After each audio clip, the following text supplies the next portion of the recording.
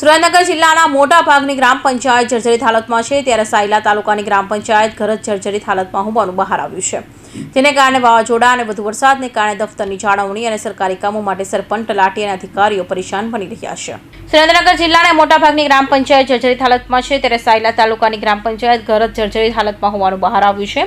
સરકાર ગામડાનો વિકાસ ઝડપભેર માંગે છે, પરંતુ દિવાળે તળે અંધારું સમાન ગામડાની પંચાયત ઘર જોવા મળે છે. ગ્રામ પંચાયતના ઘરની સ્થિતિ બિસ્માર છે અને ઉતારી લેવાલાયક છે, જેમાં નડાળા, નવા ગામ, લાખવાડા, અડાળા, પીપળિયા, રાત તડકી, નવા જસાપરા, મોટા કેરાળા, સેજકપરા, છડીયાળી, ઓવનગઢ, વાટાવચ, મોટા સકપર, વડિયા, નાગડકડા, મોટા ભડલા, કાશીપરા, ઈશ્વરિયા, આયાકેશપર સહિત અનેક ગામડાની ગ્રામ પંચાયત જર્જરિત હાલતમાં છે, જેને કારણે ગામના વિકાસ સમસ્યા માટે ગ્રામ સભાનું આયોજન છે કે વહીવટ કામ તલાટી ગામના ખાનગી ઘરોમાં બેસી દફતરી કામ કરવું પડે તેવી સ્થિતિ છે. ગ્રામ પંચાયત છે છેલ્લા 8-10 વર્ષથી જર્જરિત અવસ્થામાં છે. કોઈ પણ કામગીરી ગ્રામ પંચાયતના આ મકાનથી થતી નથી, એટલે અન્યત્ર ગ્રામ પંચાયત ખસેડવામાં આવી છે. કોમ્યુનિટી હોલમાં અત્યારે આ કામગીરી કરી રહ્યા છે. ત્યારે બાળકોને છે, ખેડૂતોને છે, જે ઓનલાઈન ફોર્મ ભરવાના આવે એ ઓનલાઈન ફોર્મમાં બહુ તકલીફ પડે છે, અને આ જે કોમ્યુનિટી હોલમાં છે એટલી સુવિધા પણ જે પંચાયતમાં હોવી જોઈએ એટલી સુવિધા ઊભી કરી શકતા નથી.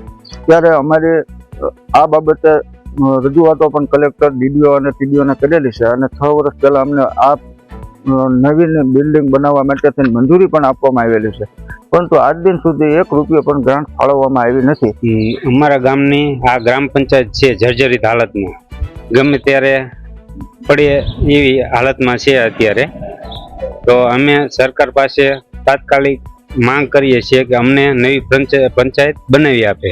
છેલ્લા લગભગ 10 વર્ષથી આ પંચાયત બંધ હાલતમાં છે, અને અમે પંચાયત અહીંયા કોમ્યુનિટી હોલ છે એનો ઉપયોગ કરવી છે પંચાયત તરીકે. હાલ આપણે મૂળી તાલુકામાં ટોટલ 53 ગ્રામ પંચાયત છે, જેમાંથી 46 ગ્રામ પંચાયત ભવનની સ્થિતિ સારી છે અને 7 ગ્રામ પંચાયત ભવનની સ્થિતિ જર્જરિત છે, જેમાંથી 7માંથી 6માં રાજીવ ગાંધી ભવન ઉપલબ્ધ હોય.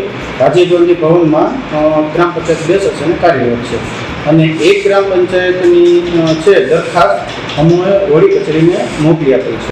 તલાટી માટે મહત્વના દસ્તાવેજો અને દફતરો રામ ભરોસે મૂકવા જેવી સ્થિતિ તલાટીઓમાં ભય જોવા મળે છે. જર્જરિત પંચાયત બાબતે 3 વર્ષથી સરપંચ અને તલાટીઓને ઠરાવ અને દરખાસ્ત કરીને ઉચ્ચ કક્ષાએ રજૂઆત કરી છે. પંચાયત ઘર ન હોવાને કારણે વહીવટી કામ કરતા તલાટી મંત્રીને બેસવા અને કોમ્પ્યુટર સાધન માટે અલાયદી વ્યવસ્થા માટે મુશ્કેલી છે. કૌશિક પટેલનો report, Hind TV news, Surat.